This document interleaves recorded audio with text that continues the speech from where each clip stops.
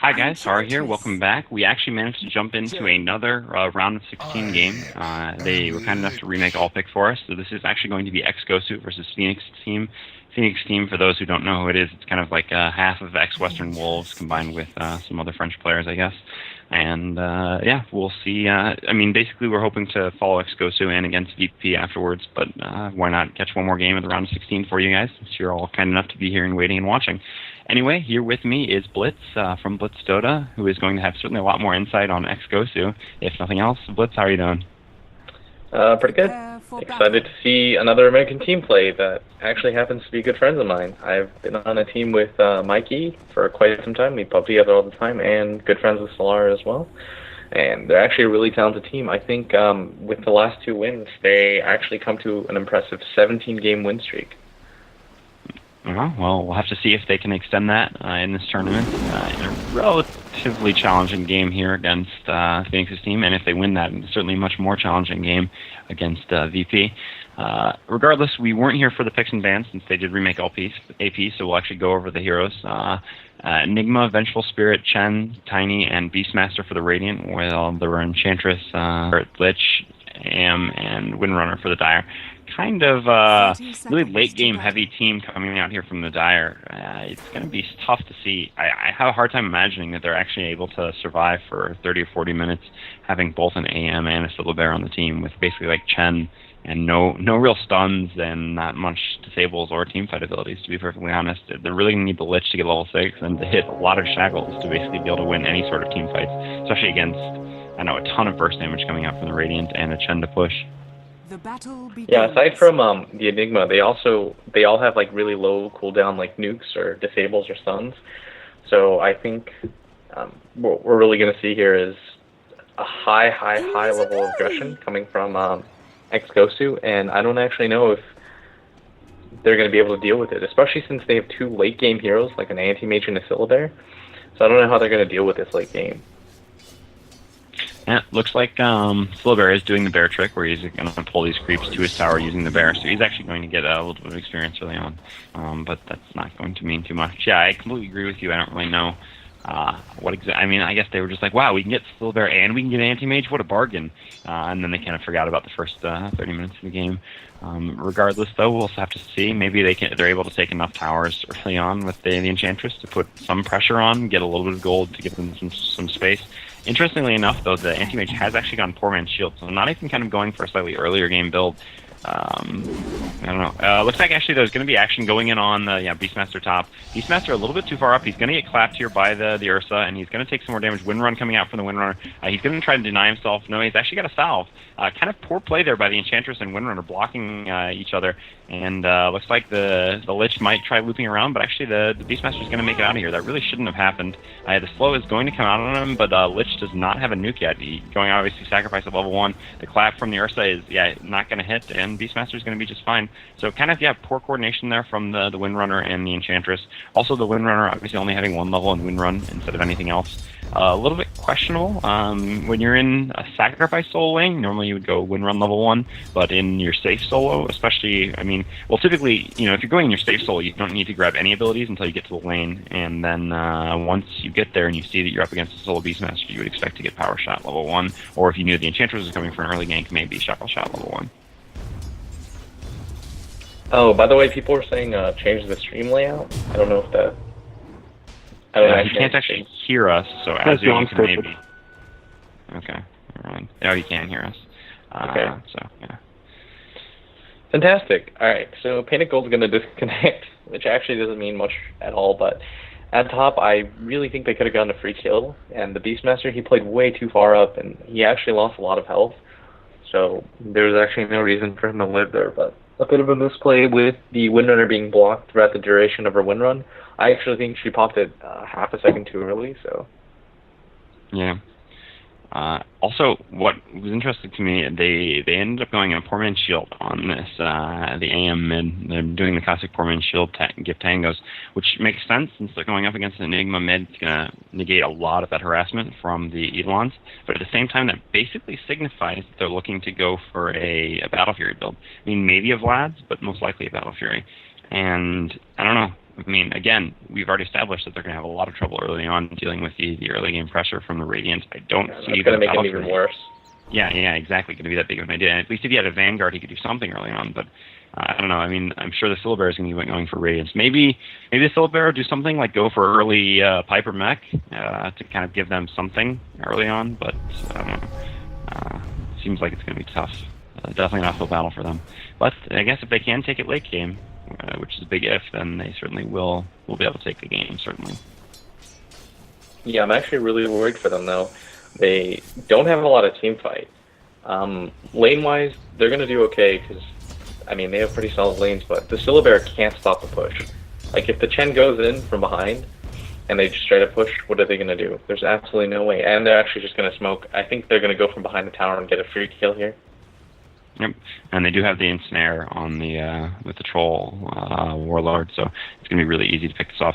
The lane is pretty pushed, so Korak is going to have trouble getting there, but Syllabear not a lot of health until he gets his ultimate, obviously, and stuck at level 2, doesn't have that, certainly. And actually the timing couldn't be worse. It's going to be when he actually pulls the creeps here. So yeah, they're even going to have creep support if they want it, which is going to make it really tough for the Syllabear to survive this. Yeah, they're going to be fine here. They're just going to wait it out. They've gone past the ward, if there is a ward there. Theoretically, there should be, so now they're just going to wait it out.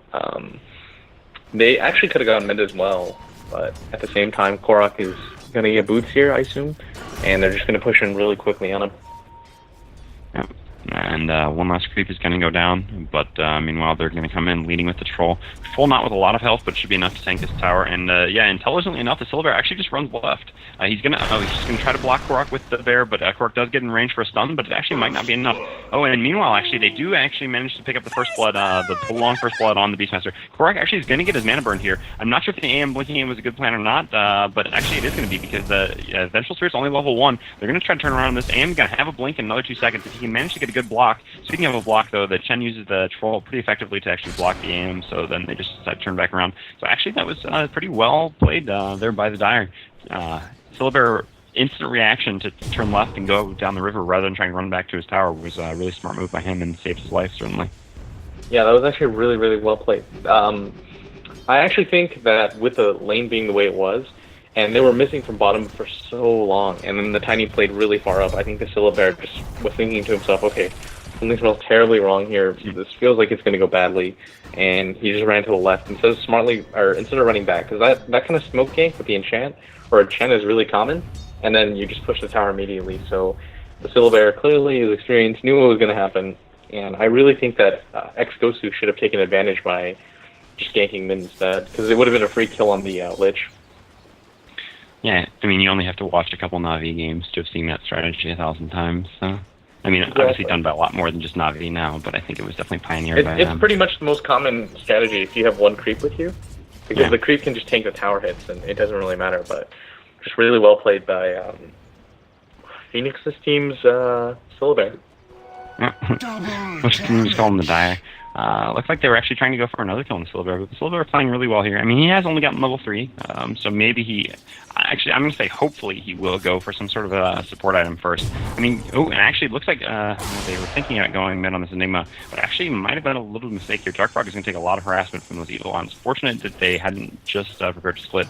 They wanted to go with that double damage, but level 2 on Sacrifice on Mayo, and he wasn't really in position. Those actually kind of need to get boots. Slow actually is coming out from the Enchantress, coming in from the side. Enigma is not level 6, so with no black hole, they really don't have anything to fear about diving in here.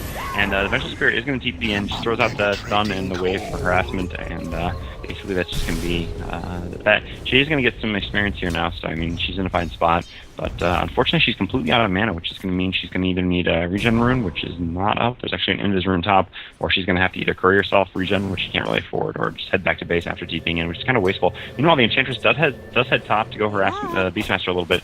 I don't really think they can get a kill here. He's a little bit tanky. He does have the stab shield, but they're going to try actually with the power shot. Oh, and he moves right to get shackle shot, and he's going to die. So, I mean, it's a little surprising. I didn't expect to see that much damage coming out, but Windrunner level 7, the power shot does a lot of damage when you're the first thing hit, so that's how they manage that. Yeah, and she's actually got 30 CS, she has 1,700 gold. If she wanted, she could just pick up, like, boots, start working towards a mech, or she could actually just pick up phase boots right now. She has enough money for it. Let's see, maybe even go mana boots, but... okay, phase. Yep.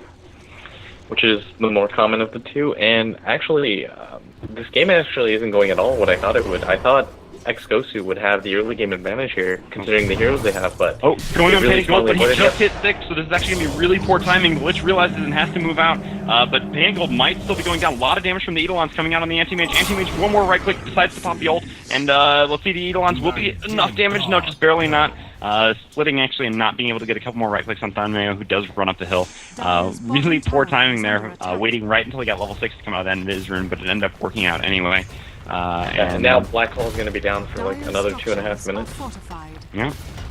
And meanwhile, though, it looks like they are going to content themselves to just try to push this bottom tier 1 tower. Korok actually taking a lot of damage, but does manage to A-move it onto the, or A-click it onto the creep, and they do finish it off. Not quite with the toss, but with the Chad and actually last hit magic being true to his name, and we'll have to see what he's going to do with that money. Probably go with some fast arcane boots, but meanwhile, Dire is going to take this tier 1 tower top. So yeah, I agree, not at all what I expected. But then again, I mean, like you said, they did have strong lanes, so that wasn't so much the problem. The lane's kind of panning out exactly as we might expect. It's just now that we're kind of entering the mid-game where, I don't know, Chen can actually get 2 or 3 creeps soon, hopefully, and they can actually move around with all their stuns. It's when it's going to be a lot more difficult for the Dire to actually respond.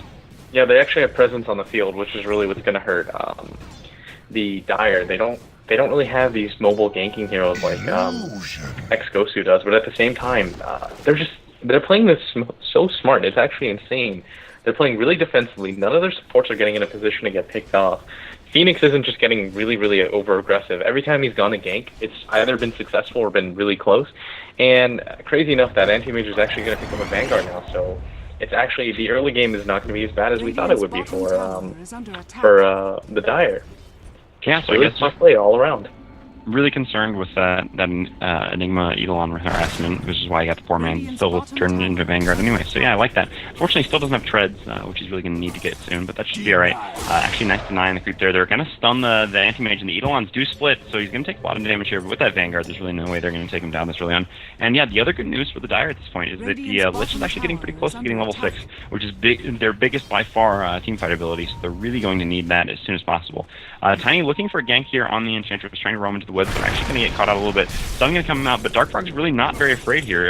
With that Vanguard, he's quite tanky. Problem is, without those treads, he really just can't chase, and they're kind of afraid. They don't maybe know if the Enigma Black Hole is up, but actually just going to get the stun on Thunmayo from Beastmaster, and that's going to be enough to take him down. And Anti-Mage is actually going to content himself to just farm the Eidolons. We're actually splitting and doing a lot of damage to Pheonix here. Oh, the toss isn't going to be enough. Does toss the Enigma, manage to get the kill. So just Phoenix's team hanging around just a little bit longer than they should. Although Vengeful Spirit throwing out a questionable stun there on the AM, not really accomplishing much, but wasting our mana. But they are going to try to turn it into a push on this tower here. The Vulture actually does have Tornado, but not even going to need to use it. Toss is going to come out, and actually once again the last hit magic manages to get the last hit instead of the toss on the tower. Windrunner coming in and shackling from the bottom. That's an interesting position to be in, and then realizes, no, I shouldn't be here, and just has to run and face boots out. But does have her mech done. Oh no, does not have her mech done. 100 gold for her mech. She's only about 100 off. Nice. Yeah.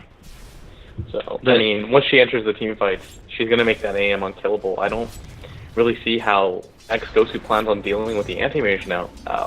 I thought they would be off to a bigger start right now. They are up the tower right now, but the Anti-Mage, he's not too farm, but he has the Vanguard, and that's going to make him really hard to kill, and he's got 2 levels of Spell Shield, 2 levels of Blink. They don't really have a follow-up for anything. They really need to somehow get a fantastic hull off. That's really going to be the crux of it all. If that Enigma can land any sort of decent hull, because, I mean, if you think about it, the only stuns available to them are if, well, Anti-Mage's ult, but, I mean, you have to assume he's going to be in there. Chain Frost has a mini-stun, of course, but aside from that, the Shackle, but if any of those goes off preemptively, then the Enigma just has to kind of bide his time for a little bit, and he's going to be able to get a really nice there's going to be a gank on top on Korok. Korok a bit out of position here, actually, and the Dire Ward is revealing him. Nice toss, actually, but Shadow Shot not going to latch. Will the Impetus plus Power Shot be enough? One more Impetus, and actually will manage to kill him. Actually, barely, almost getting out there. Nice plays by him, but again, just kind of a little bit too far up without much vision in the area, so kind of questionable. Meanwhile, though, the Anti-Mage actually getting harassed quite a bit mid from this Enigma. Enigma does have level 4 in conversions, so opting to go the max conversions rather than maybe slightly more typical 3 points in conversion, 4 points in Malefice build. 3 in conversion first, and then maxing Malefice to the max stun. But yeah, and meanwhile, all this has been happening elsewhere. I mean, well, we kind of saw in that team fight, actually, that, like, the Pheonix's team played it pretty well. Like, they didn't really overcommit or anything. They just kind of took the openings when they had them, but then they just didn't really have anything else to use. I mean, the Windrunner wasn't there was the biggest problem, and so they kind of just couldn't finish off a hero, which was kind of frustrating for them and how they kind of overcommitted a little bit and got picked off in turn. But, I mean, at least the good news for them, though, is that the Syllabear is farming bottom this entire time. Does have a cloak up, so it's possible he will go for the hood. Oh, wait, actually, Black Hole coming off on the Anti-Mage mid. Korok is going to follow this up with a stun toss combo, and the Anti-Mage is actually going to die. So they do manage to pick up the kill on him by Enigma basically just running up and black holing him, which is one way to kill on an Anti-Mage, but that is going to be meaning Black Hole is going to be down for a while, which is going to make Pheonix's team feel a little bit more confident in any team fights to come. But at the same time, they really don't have the team fight abilities. Lich does have level 6 now, though, so I mean, they could turn one soon if they get at least decent positioning and don't kind of overcommit, fight in a place that they like to, but they're actually not going to be in position to defend this tier 1 tower, which is going to be bad for them. And meanwhile, there's going to be pressure on the tier 2 tower as well. The only consolation is that they are going to pick up the tier 1 tower bottom with the solo Syllabear, which is actually going to be pretty good for them. Meanwhile, though, the Enigma actually in a kind of bad spot. And the Anti-Mage is going to stun him yet to take care of the TP, and Impetus is going to get one last right click on Enigma. So yeah, I don't know, questionable split there from Korok and Enigma. Enigma kind of staying up a little bit too far and making it pretty easy for the Anti-Mage to come in and take him off. Yeah, they didn't actually get too much accomplished there either. They didn't really get a tower, but it looks like Korok's actually going to be able to get a kill. He's going to find them. He's definitely going to find at least one, and it looks like it's going to be the Enchantress which is going to go down. There's going to be no reprisal kill either because he has a haste. So nice game sense by Korok to know that he was there, and that should actually mean the tier 1 tower is going to go down at top. Windrunner is probably going to look for a deny on it. We'll have to see. Let's see if Korok can actually get the toss in time to prevent her. And yeah, she realizes that Korok is just too much of a threat and she can't actually move up. Nice play by Korok forcing her back so that there was no way she could try to get Shackle into deny or anything of that sort. But the Lich does have his ult, so it looks like they might look for a Shackle shot into ult combo here. But it's not going to happen. Korok, oh, actually, yeah, getting get TV'd back by the Lich. Really nice play there. Just kind of harassing the Windrunner for free since Korok was going back to base anyway. Good coordination from him and the Chen. Yeah, and a really good thing though that they're doing here is they're constantly split pushing, but what they're doing here is they're denying the Anti-Mage a lot of farm. They're not really giving him a free lane. And I mean, Syllabear is always going to be bottom, so he has to choose between mid or top. But if 3 heroes are top and 2 heroes are mid, where is he going to go? Looks like the push is actually going to come mid now too. Again, basically right where Anti-Mage is, so continuing to prevent him from getting any farm. But at the same time, yeah, the Syllabear has gotten free farm for a while now. So, I mean, in the beginning, the Anti-Mage got the farm he needed, which actually meant a really fast Vanguard, which is kind of what he needed. And now the Syllabear, who didn't get any farm in the beginning, is getting farm. So it still doesn't look that... I mean, certainly ex-GoSu is playing well, and actually the Bear going to snipe the invis from Korok. Korok not happy about it, tries to combo the Bear, but the Bear just way too difficult to kill, is going to survive that. But yeah, so I mean, xGosu is certainly playing it well, but at the same time, I don't know, Pheonix's team is getting the kind of the farm they need, the experience and gold, and kind of, I mean, the longer the game goes, the more it kind of looks good for them. So we'll have to see if xGosu is able to make some sort of an opening here soon, or I mean, if Pheonix's team is just going to continue to kind of play extremely well defensively and take this later and later. Yeah, the issue with Pheonix's team though, if they lose any heroes, it's going to be in a tower. They can't fight 4v5, especially with the heroes they have. Whereas if xGosu loses a hero, it doesn't actually mean much. Like when they caught off Painted Gold mid, that didn't actually do too much for them. So what you're going to see here is... they're going to go on the Anti-Mage here, actually. Too long. He's going to get roared. That's 3. That's the 3rd stun. Okay, I thought there was... No, actually, they don't. I don't think they have enough damage, even with the Black Hole and the roar, to kill him. They needed a 3rd hero. Yeah, well, I think maybe if the Eidolons split a little bit faster, they would have considered it, but without, it's only 3 Eidolons, yeah, and 2 That's the bad thing, though. They can't really waste that Black Hole. They have to be relatively certain that they're going to get a kill in the AM, but, I mean, as I was saying earlier, though, they have to split way too much farm. Actually, looks like there's going to be a great positioning for a Black Hole here. Does manage to catch Pheonix and Tonmayor. Tonmayor does have his ult, but Korok is easily going to finish him off before anything happens. Great Shackle shot, actually, is going to manage to take down Chen. Meanwhile, Syllabear absorbing a lot of damage, but he's extremely difficult to kill. Sun does come out on the Windrunner. Windrunner's just going to run away. Meanwhile, Anti-Mage actually just kind of ran in and then blinked out, deciding, screw this, there's too many of the Radiant left. I can't really do anything. Another good Shackle shot coming out from Rose. That one really shouldn't have latched there. That was like a 40-degree angle or something like that, but sometimes that happens. Heaven, man. Yeah. And meanwhile, Anti-Mage is just going to go back to farming. So unfortunate there for the Dire. If the Lich managed to get the ult off in a fight in the woods like that, even with the Chen creeps, it probably would have been at least even for them, but they did end up losing the team fight regardless. And the Radiant's going to try to turn this into a Roche, but they're just too low HP. There's no way they're going to get this. And Dark Frog's going to be in a great position to be able to blink in. Korok does have his combo, but with the Black Hole down, they're going to feel pretty confident going in here, especially with the Lich ult. And yeah, they do force the Radiant off. They'll probably check the Roche and realize how low... actually, yeah, the stun's going to come off on Dark Frog, doing a little harassment with the creeps. But yeah, if Pheonix's team's smart here, they're going to look at Roche and realize how low it is, and they're going to realize, yeah, we can absolutely take this with the Enchantress's heal. And that's going to be a bit of an overcommitment from ex-GoSu here. But they're certainly not willing to give this one up yet. Korok is missing a bit of health. Does have drums and treads though, so he's going to be alright. Lich ult is actually just going to hit Korok, and he just completely melts the Enchantress. Meanwhile, Dark Frog taking a lot of damage from the Chen and the Enigma combined. One more right click. Oh, he gets stunned. Oh, come on. That's just disgusting. Gets stunned on his first hit on Korok thanks to the passive. 6% chance. Korok is probably still dead here, but has bought a little bit more time for his team to get into position, and Shackle Shot actually is going to latch to AM and Windrunner. Windrunner actually probably not going to get out of here. AM is though.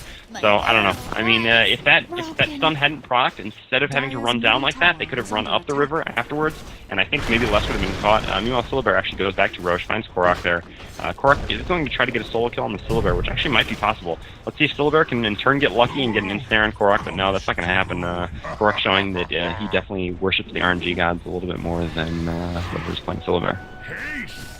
Yeah, I think really the issue right now has been that the Windrunner has been taking too long to get into fights.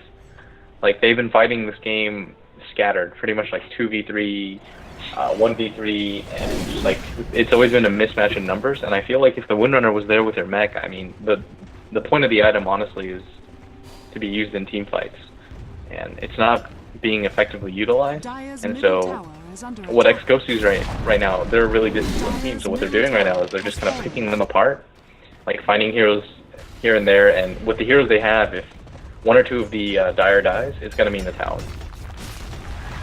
Yep, and that's what happened with the Tier 2 tower here. We're going to see if there can be a Tier 3. Shackle only hitting a Chen creep, so not really going to do much, not really giving them an opening. And the Lich ult is down, especially with this many creeps, it's not really going to matter. It's going to be really difficult. Enchantress actually does steal one of the Chen creeps though, but Chen steals it right back. Not going to hit any Shackle shots here. Another Shackle shot missing. Stun coming out on the anti-mage. Combo coming out from Korok. Will it be enough? Anti-mage almost blinks out, but then dies from the toss damage. Impetus is coming out on Korok. Does actually get ensnared now. So the Chen ult is going to come out healing a lot. The bear is actually going to go down. Great Shackle shot again by Rose here. Korok still running away, and actually he's going to get TP'd out by the Chen. Meanwhile, the Tornado in here doing a lot of harassment to Pheonix's team, and a lot of damage has been done to the tower. Tower down past half health. Enchantress wants to catch this Enigma here, not knowing if the Enigma has Black Hole or not. Enigma does actually have Black Hole. I mean, he wasn't using the last fight, so actually I'm sure they know he does have Black Hole. So they're getting into a kind of bad position here, but Pheonix does move out just in time, but the Eidolons actually are going to do enough damage combined with the stun from the VS that Enchantress actually isn't going to be able to throw the Impetus when Painted Gold was channeling the Black Hole, and that's going to be 2 more kills. Meanwhile, AM TPing back in, really wants to go on Painted Gold here. Does he have his ult? He does, but it's not going to deal enough damage. Painted Gold still had too much mana. I'm surprised he can try to get 1 or 2 right clicks off there. Meanwhile, Lich and Windrunner both dying to the Beastmaster and Korok combo, and they're going to turn this into definitely Tier 3 tower, if not, and most certainly Rax, actually. Yeah, there's no way they're being stopped here. Every single spell is down. They have 4 heroes down, actually. And there's too many creeps. They've popped their glyph already. It's not even halfway up yet. So this is going to be in Rax, and the worst thing about this is now the anti-mage only has 1 lane to farm. If you assume the Syllabear is going to take the opposite lane, so losing Rax here is going to have insert pun, dire repercussions. Korok blinks in and completely annihilating Sun in just a second. Meanwhile, Beastmaster has his ult back up, does manage to ult the Enchantress, and Enchantress goes down to a Vengeful Spirit. 2 more deaths just carelessly thrown away by the Dire here, just preventing more and more time before they can actually stabilize. Anti-Mage, meanwhile, is trying to go on this Enigma here, but just not really able to do much. And just kind of the lack of stuns for the Dire really coming back to haunt them here. Meanwhile, there's going to be 4 collapsing on this Anti-Mage. Anti-Mage is just going to try to blink off. Actually does a good job juking Enigma to think he's going up and then heads down. He's going to have another blink in 2 seconds here. He's certainly going to be getting away. He does have the TP, so there's no way they're going to catch him. They just realize that. So instead, they decide they're going to turn around and just start pushing. And that's exactly what's going to happen. Korok taking a little bit of damage from the Windrunner, but not enough to kill him, and he's just going to back off. Korok does have his blink. Yeah, he did have it, I guess, in that last team fight anyway. And yeah, this is going to be another 2-2 tower. I doubt they'll push into base here, but I mean, I'm perfectly happy just to have almost all the outer towers down, as well as one complete set of racks. Yeah, and it looks like now Last Hit Magic is going to pick up a Demon Edge on Chen. I assume he's going to go for the Mana Rapier, if he can afford it by the end of this game. Yeah, certainly a possibility. Korok actually does blink in, but actually missing on his initiation there, so Chen is just going to keep him back out. Tossing the Vengeful Spirit actually at the bear. It's kind of a cruel thing to do, the Vengeful Spirit, but if Beastmaster, meanwhile, is going in on Tonmeo. Tonmeo not going to, is he going to turn around and pop his ult? Doesn't manage to, because the cast time on it is too long. He does go down to Beastmaster. Beastmaster going to pay for it with his life. But probably worth it, because by taking out the Lich, well, actually, now Mikey's going to take a lot of damage. He is level 11, though, so he can sustain a fair amount. Meanwhile, Korok with Bind Boots of Travel, TPing back into the Chen creeps. Hasn't had enough yet, and wants to continue this pressure here, but meanwhile, Beastmaster is back top, so they are pushing with just 3, actually, because, yeah, the Vengeful Spirit is dead. So won't be able to take down this tower, but we'll try to apply as much damage to it as possible before they're forced to back out. Well, maybe they'll take it down, actually. The toss will be up again in a few seconds, and they will actually be able to toss a creep back on it. Really, just it's amazing how little Pheonix's team can do, just them standing in their base like this. This really normally shouldn't be able to happen. Yeah, and the tower does go down to Korok. Impetus is flying out. Korok taking a fair amount of damage, but so is the AM. Huge black hole coming from the Enigma. Gonna take down the AM, certainly. Actually, no, not. Nice shackle shot coming out from the Windrunner to actually trap the Enigma. Enigma getting ensnared or entangled by the bear. Korok tosses the Lich up. Lich not really able to do anything here. Lich immediately going down, but Windrunner does manage to kill the Enigma before that. Enchantress slow coming out on Chen, stunning both the Windrunner and the Enchantress, but Chen is going to go down regardless. And meanwhile, Korok does get TP'd out by the Chen. And at the same time, Beastmaster is just kind of pushing top. Beastmaster actually decided that the item for him is going to be a Battle Fury. Yeah, I mean, at this point, you can tell that they're just getting flopped because they're messing around. Yeah, and they're just having fun because they're pretty sure they've won. Actually, a fair amount of trouble here, but he's going to try to land a shy shot here. Vengeful Spirit coming in from behind. Stun is going to come on Rose. Korok coming in, throws the combo perfectly, tossing into the stun on 2 heroes. And Windrunner goes down. Pheonix still has the regen up from the attendants. Not anymore, actually. Throwing out an impetus on Mikey, but Mikey level 12, shrugging off the damage. AM, meanwhile, blinking in, but he's got just an amalgamation of items, and none of them very good other than the Vanguard, so he really just doesn't do anything. But what is up with that Ring of Health anyway? I don't really know. Anyway, Ice Frog actually, or Dark Frog blinking in, just gets completely annihilated by the stun combo from Korok and DS. Meanwhile, the Ensnare, or Entangle, coming out on Beastmaster. Wow, I'm never going to stop calling that Ensnare. Although, Lich actually just goes down. Pheonix as well. The Bear doing a fair amount of damage here. Maybe target the Beastmaster, but no, Beastmaster is actually just going to get the axes, but Korok actually finishes off the combo. And that's all 5 of the Dire dead. Yeah, and they're actually just going to take this and win. I don't really see a way that they can come back. They've conceded way too much mass control at this point. They've lost all their tier 2s, all but 1 tier 3. The pressure is way too heavy right now. Pheonix's team actually did a pretty good job in the beginning, but then 1 or 2 missteps early, or mid-game kind of cost them, as they just kind of let Tiny snowball out of control. Yep, Korok blinks in, gets the stun and toss combo again. Rose managing to live through the win run. Nice shackle shot, and AM is actually going to get the ult, which can deal a fair amount of damage to both, killing the Beastmaster and the Chen going down with the power shot. But Rose is going to pay for it with her life. Korok just smashing her face. Really kind of rude, actually. England going to try TPing out, does manage to get out in time, and Tiny is beyond godlike. Let's see if someone can catch him. I'm sure that AIM's going to blink, try to hit him, and it's going to lead to another stun, although at least with 24% chance this time. He deserves it maybe a little bit more than the previous time. Power shot does hit him, but he's actually looking to turn around here. He switches his boots to Int. He does have enough for a combo, but that's going to put him in a kind of precarious position. He does switch him. He goes for the combo, but it's not going to be enough to actually kill anyone because it's just the anti-mage next to him. It doesn't really matter since Chen TP'd him out, although Windrunner is going to continue to chase on the Chen. Chen really just way too tanky with his strength treads and mechanism. And actually, I guess he finished up the treads, or just hasn't gotten any gold since the Team Edge anyway. So I was hoping to see that rapier a little bit, but it looks like it's probably not going to happen before the game. Sad, man. Yeah. That's one of the saddest things you're ever going to see. Chen not finishing rapier. Makes Yeah, me I wonder who he would have given it to if he died. Or I guess he maybe just would have kept it for himself. Yeah, I mean, dude, it's Chen with a rapier. It's the highest DPS potential in the game. Yeah, you know, when he hits that penitence on people and just starts right-clicking, it's just insane. 24% increased damage, man. That's a lot. I mean, see, that's why it all makes sense now. Because I noticed earlier on he went the penitence build instead of the test of faith, which is a little bit unusual, but actually made sense given the context. Because just penitencing people up to get Korak comboed, dealing more damage overall than test of faith would have. But in fact, it's actually because he wants the max penitence for when he starts hitting people with rapier. Well, I assume the push-in and GG will come in soon enough here. Battle Fury is up on the Beastmaster. Let's see if there's any more Trollsy items. No, not really too much. Force Staff on Vengeful Spirit, not really trolling at all, but just another item pickup. And yeah, that's pretty much it. Meanwhile, on the Dire, Silver didn't end up going for a Vlad's.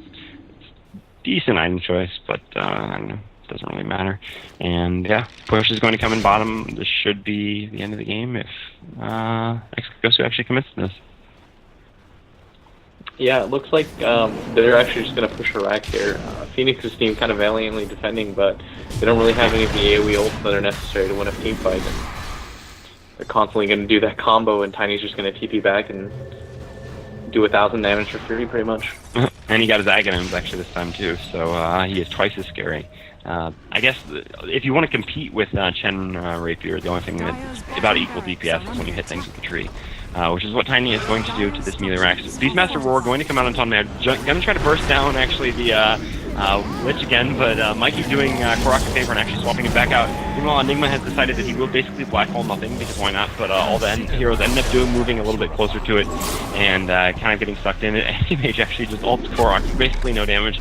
Korak actually going to get shackled to the Chen, Power Shot doing a fair amount of damage to both of them, but it doesn't really matter.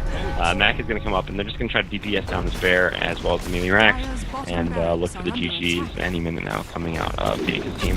They put a valiant effort, another nice shackle shot there, but not really going to matter too much. And actually, yeah, they decided they're going to go in for the drone now rather than worrying about the top racks.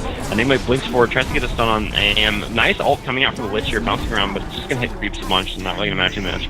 Enigma is going to go down to the imp, but it's actually the Lich gets him first. And the bear is actually going to get an entangle on Chen. They're going to beat on Chen for a lot of damage actually here. Chen is going to go down, and unfortunately the Battle Fury does not give Beastmaster a lot of survivability, so he is going to die as well. Korak going to be the only one actually walking out of this base alive. Shackle Shot actually, I thought that might have latched him to that tree there, but you can't really predict Shackle Shots then, so Korak is going to make it out. Yeah, now both tier 4 towers are down, and that's really when that's really the difficulty, when you have to defend two sides and also try and defend the throne, because any creeps that slip through are just going to get free shots. Yep. They did try, I mean, I guess the Vlad helps them now in defending a situation like this. Korak just basically messing around. And the Silver Bear is going to run out, phase bootsing up the bear a little bit to try to catch someone, but it's not going to happen. Actually, I've been getting pretty good luck with those entangles recently, but not going to be enough at this point. And yeah, I would assume the GGs would just be out by now, but I guess they will be shortly, and we'll have to see. I still don't know what this Ring of Health was for on the Anti-Mage. I guess maybe he was thinking about getting the Lincolns, just because the Beastmaster and all the targeted stuns to be a really tanky build, but then realized he needed the Manta anyway. I don't know. Didn't really pan out for him, though. But, no. I mean, ex-GoSu played phenomenally well. I mean, Tiny obviously did really well for himself, but the supports also did a really good job. The Chen had really nice micro this game, and Painted Gold actually hit really nice black holes. Like, even if it was only for the anti-mage, he timed it well enough to synergize with his team. Benj had some nice swaps as well. Nope. Looks like we are going to have a bit of a fight here. Korak is going to blink in and just completely destroying the Enchantress by hitting her in the face with the tree, which is basically what happens when we get hit with trees. Shackle Shot is going to latch two heroes, but meanwhile the GGs are going to come out, and I assume that will be it. Yeah. Anti-Mage actually does manage to blink out in time, and Windrunner force-staffs herself up, so retreating well enough, but Korak says, no, I don't think so. He's going to try to blink in and do the combo again, does manage to get Anti-Mage, and Painted Gold is here, blinks forward, missing the Malefice because of fog. Shackle Shot not going to latch both of them, and the Malefice is going to hit. Stun coming out from the VS, and VS does manage to finish off the Windrunner, so the GGs are finished now. I assume we will see them leaving the game, and this game will be over shortly. Yep. Well played by all parties involved. I thought Pheonix's team had a really good start. I mean, they started 4-0, they took the first tower, but then things kind of just went downhill from there. They made 1 or 2 misplays. Korok really got off the ground running with Tiny, and that pretty much led to them losing. Anyway, thanks guys for tuning in. We're not done yet. We will actually have one more match. I guess I told you guys in the beginning it would just be 4, but we actually managed to, since we casted another round of 16 game, we will get one more by going to a round of 8. I'm not sure if Blitz will be staying with me or not. Will you be, Blitz? You have enough time, or you gotta go? I have to go around 5-ish. Okay, well, I don't know what time that is because it's still in North American time. That's in like half an hour. Okay, well, I guess we'll see. But anyway, stay tuned. We will be bringing you guys one more game, whether it's with Blitz or with someone else. So thanks for watching. Oh, also, one more time, since I always manage to forget about this, would like to thank our sponsors, which are actually somewhere here. If I just look up the thing where I'm supposed to know who they are. Yeah, Raidcall, MSI, SteelSeries, and Ezio. Thank you for providing for this tournament, and thank you once again for Fnatic for allowing us to cast in it. So anyway, we will be right back. Please stay tuned.